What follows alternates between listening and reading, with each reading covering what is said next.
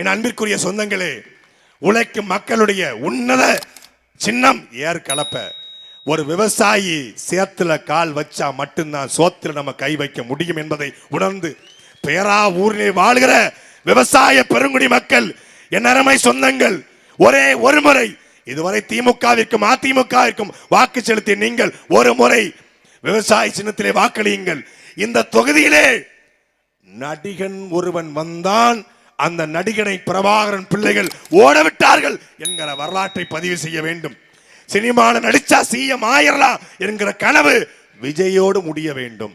விஜய்க்கு நீங்க வாய்ப்பளிச்சா, விஜய்க்கு நீங்க ஓட்டு போட்டா, நாளைக்கு 4 படம் நடிப்பான், 4 பஞ்சு பேசுவான், 4 பாயிண்ட் பண்ணுவான்.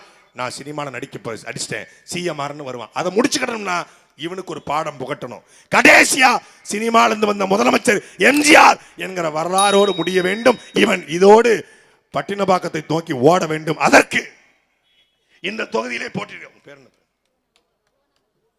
இந்த தொகுதியிலே பேராவூரணி தொகுதியிலே போட்டியிடுகிற இந்த மண்ணின் மகள் புவனா மணியரசன் அவர்களுக்கு விவசாய சின்னத்திலும், அதே போல ஆலங்குடி தொகுதியை போட்டியிடுகிற என் அருமை மச்சான் ராஜாராம் அவர்களுக்கு ஆலங்குடி தொகுதியின் உறவுகள் விவசாய சின்னத்திலும் வாக்களித்து ஏப்ரல் 23ஆம் தேதி நீங்கள் விவசாய சின்னத்தில் செலுத்துவது வாக்கல்ல, அடுத்த தலைமுறைக்கான வாழ்க்கை என்பதை முடிவு செய்து கொண்டு வாக்கை செலுத்துங்கள், வெற்றி பெற செய்யுங்கள். நன்றி, வணக்கம். நாம் தமிழர், தமிழ் தாய் வாழ்க, தலைவர் பிரபாகரன் வாழ்க.